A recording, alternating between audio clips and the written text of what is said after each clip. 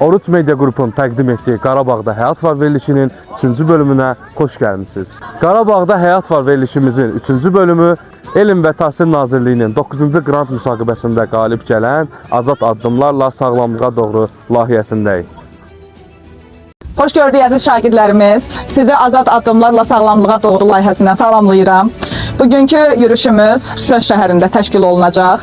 Hər birinizə güc, qüvvət arzulayıram. İlk növbədə təlimatları sizə xatırlatmalıyam ki, getdiyimiz yerdə diqqətli olaq. Hər bir şagird öz qrupundan ayrılmayacaq. Qarşılıq olmasın, ona diqqət eləyəcək və hər kəsin özünün qrup rəhbəri var. Tək başına kənara hərəkət etmək olmaz. Qaçmaq, itələşmək, riskli davranışlar olmaz və ən əsası hər hansı bir narahatçılığınız, özünüzdə gördünüz ki, narahatçılığınız, bir probleminiz var, dərhal qrup rəhbərinizə yaxınlaşacaqsınız. Səfərimiz xeyirli, uğurlu olsun. İnşallah sağ-salamat gedək, sağ-salamat qayıdıq.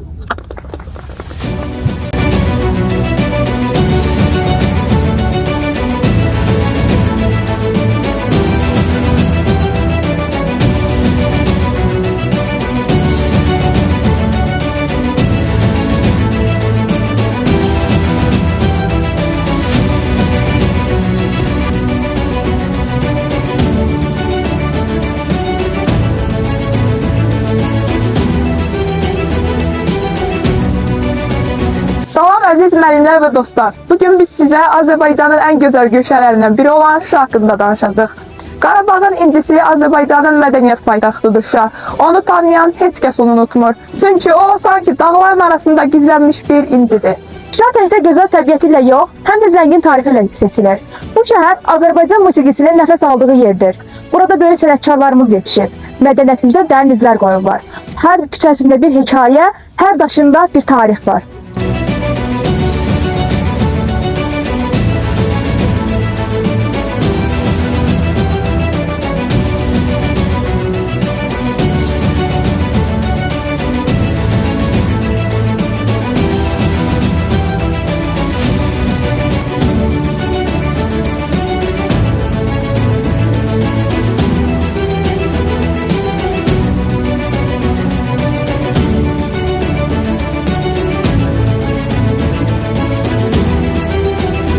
Mən Qarabağ Universitetinin Biznes və İqtisadiyyat Fakültəsində 1-ci kurs tələbəsi İbişov Aynur.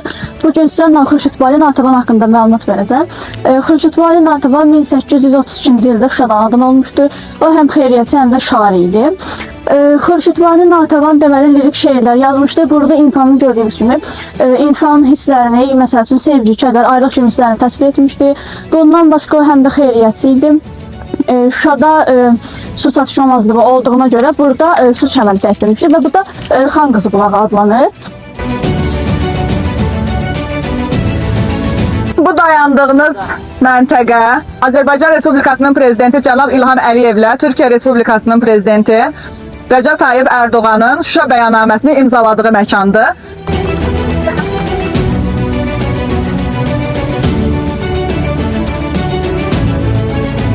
Hal-hazırda biz Aşağı Gövhərağa məscidinin həyətindəyik.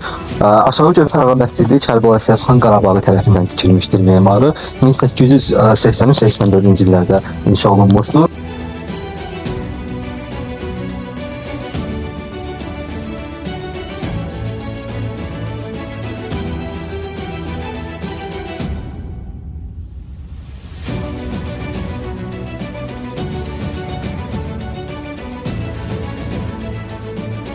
Olduğumuz bu hissə Aşağı Gövhərağa məscidinin mədrəsə olan hissəsidir. Burada hal-hazırda Qarabağ və Şərqi Zəngəzur adlı muzey keçirilir. Olduğumuz bu hissə işğaldan əvvəlki dövrün ekspozisiya zalıdır. Burada biz işğaldan öncəki dövrün foto şəkillərini görürük. Məsələn, Ağdam Dövlət Dram Teatrının binasıdır. Ağdamda məşhur çay evi var ki, Çin memarlığı üsulunda tikilmişdir. Onun binasını biz görürük. İmarət qəbristanlığında Pənahəli xanın, İbrahim Xəlil xanın, Xurşudbali Natəvanın qəbrüstü abidələri yerləşir. Çörək muzeyi dünyada 2 şəhərdə olubdur. Biri Almaniyanın Um şəhərində olub, digəri isə Ağdam şəhərində olmuşdur. Daha sonra biz Azad qəzetinin redaksiyasını görürük, Qarabağ mehmanxanasının əvvəlki dövrün foto şəklini görürük. Burada biz Şuşa Riyanlı məktəbinin fotosunu görürük. Əbdürrəhim Bəhətverdiyev, Yusif Vəzir Çəmənzəmini kimi şəxsiyyətlər bu məktəbdə oxumuşdur. Bülbülün ev muzeyinin fotosunu biz görürük və Şuşada işğaldan azad olunduqdan sonra ilk açılan muzey olmuşdur Bülbül muzey. Burada isə biz Xudafərin körpüsünün fotosunu görürük. 1027-ci ildə tikilmişdir, 1000 illik tarixə malikdir.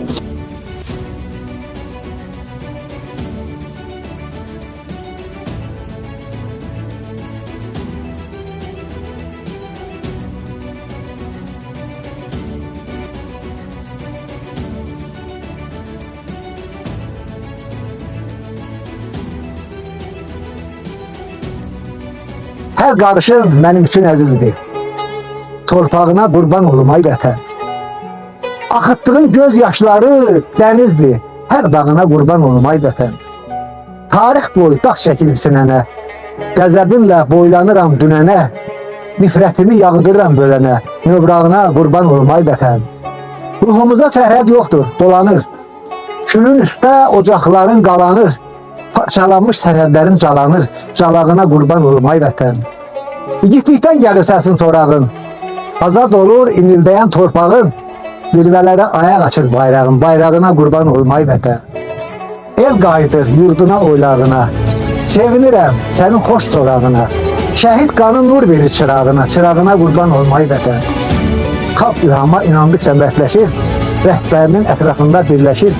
Dəmir yumruq zaman sərtləşir. Yumruğuna qurban olum ay vətən. Çok sağ olun. Allah razı olsun. Sağ olun, çok sağ olun. Sağ olun. Sağ olun, sağ olun.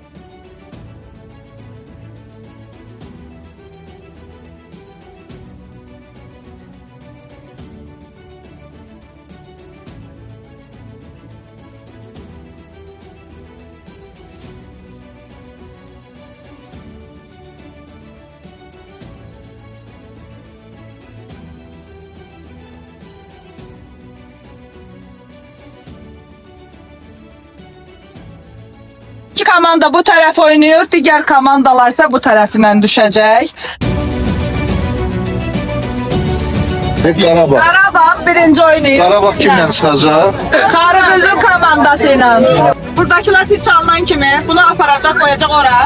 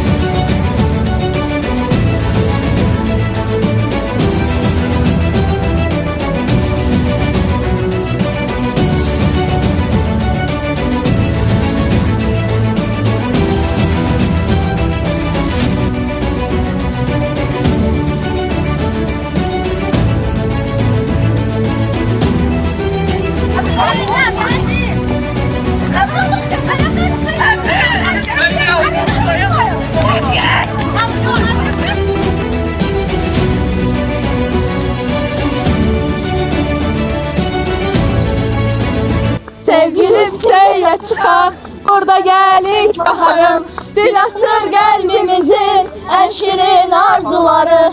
Dil atır kalbimizin en şirin arzuları. Ananır arzuları her zaman Qarabağ. Danışar dil dodağı tarç aman Qarabağ, Qarabağ can Qarabağ, ana yurdum. 9-cu qrant layihəsinin növbəti yürüşü Xankəndi şəhəri Zəfər Parkına təşkil olunacaq. Xankəndi hal-hazırda yenidən neçəlir. Xankəndi bugün yenidən inkişaf etməkdədir.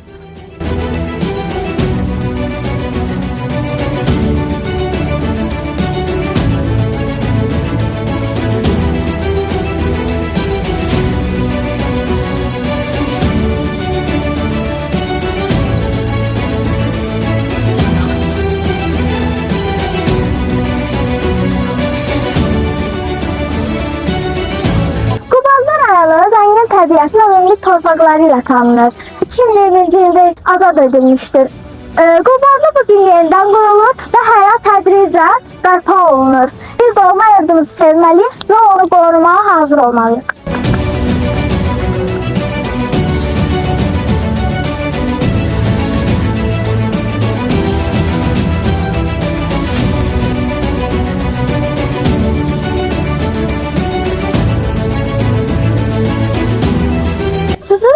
Azərbaycanın qədim və strateji əhəmiyyətli bölgələrindən biridir. 2020-ci ildə azad edilmişdir. Bugün Füzulidə beynəlxalq hava limanı tikiliş və böyük quruculuq işləri görülmüşdür. Hal-hazırda Füzuli artıq inkişaf yolundadır. Hörmətli müəllimlər və əziz şagirdlər, Şuşa Azərbaycan mədəniyyət paytaxtı hesab olunur. Bu şəhər görkəmli şairlərin, musiqiçilərin və incəsənət xadimlərinin vətənidir. Şuşa uzun illər işğal altında qalsa da 2020-ci ildə işğaldan azad edilib.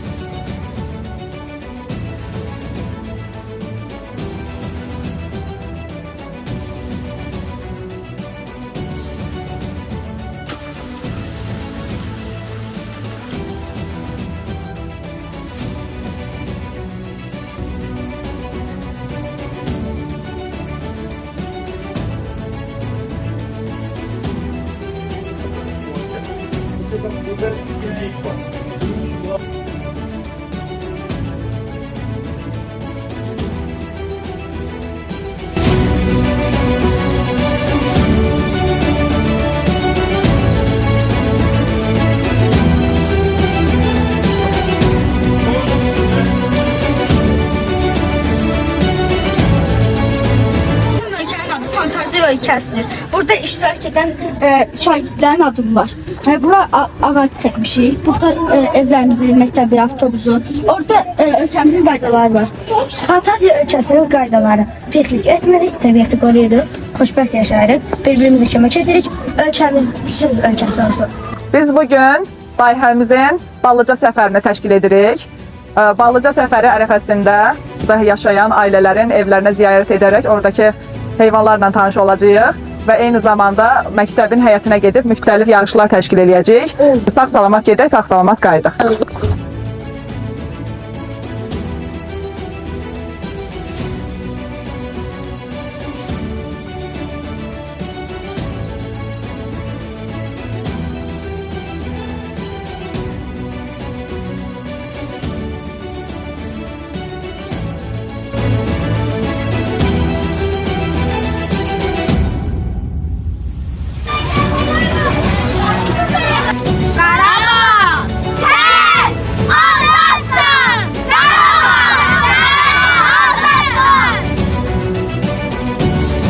Ballıca kəndi ərazisində yerləşən Alban kilsəsi Azərbaycan qədim dini memarlıq abidələrindən biridir. Bu kilsə Qafqaz Albaniyası dövrünə aid olub, bölgədə xristianlığın yayılması və inkişafı ilə sıx bağlıdır.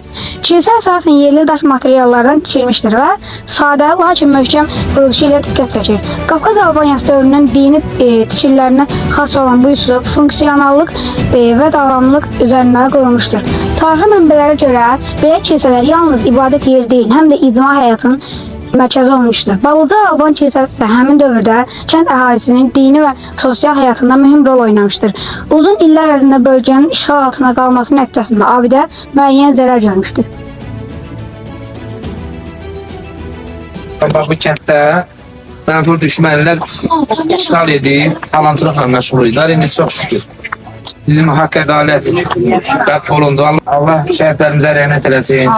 Ali Baş Komandanımız başda olmaqla bütün ordumuzu, xalqımızı qorusun. Biz nəhayət öz kəndlərimizə qayıdıb artıq yaşayırıq. Sonra buranın havasını uduruq, suyunu içirik və inşallah ki, təhsilimizi də davam etdirib, dövlətimizin inkişafı üçün əlimizdən gələn əsirgənməyəcəyik.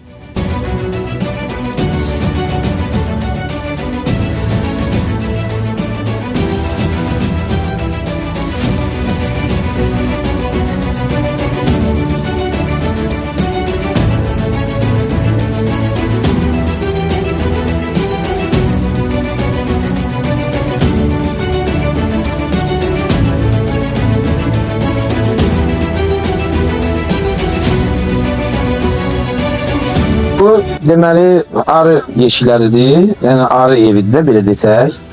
Bu arı evində arı bir ailə olaraq yaşayır. Yəni hər yeşikdə arı bir ailə təşkil edir. Ailənin də bir rəhbəri var. Ana arı deyirik o rəhbərə. Bütün yeşikdə olan arıları həmin ana arı idarə edir. Daha sonra burada keşikçi arıları var. Digər yeşiyin arıları, ailənin arıları bu ailəyə daxil ola bilməzlər. Belə deyək, arılar işə getməmişdən öncə və gələndə də özlərini təbiətin o belə deyək, infeksiyalardan, xəstələrdən qorunması üçün yeşiyin girəcəyində təhlükəsizlik üçün maddə var. Biz ona feramun deyirik. Həmin onun üzərində ayaqlarını belə təmizləyirlər, dezinfeksiya edirlər, sonra yeşiyə daxil olurlar.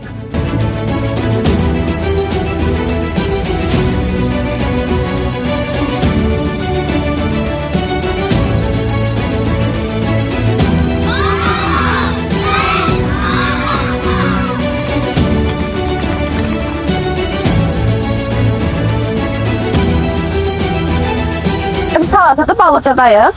Damcılı bulağın ən əsas xüsusiyyəti nədir bilirsiniz?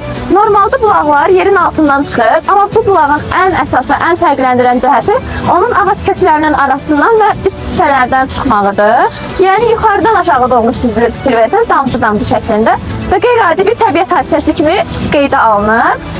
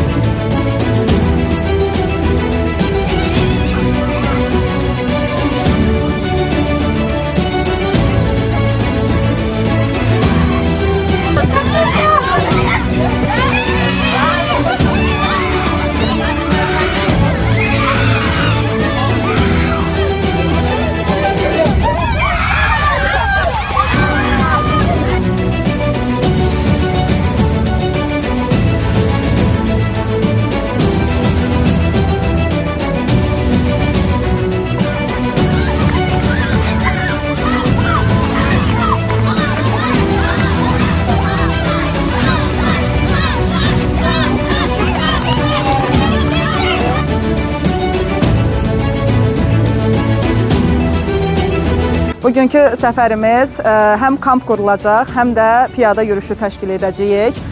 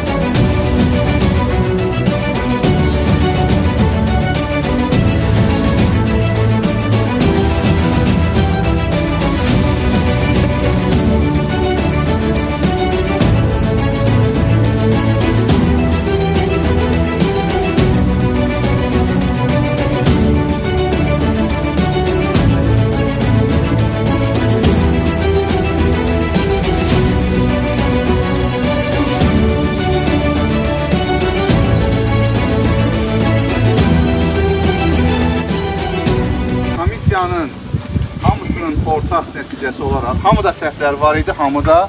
Amma ən az səhvi bu sol komandada idi.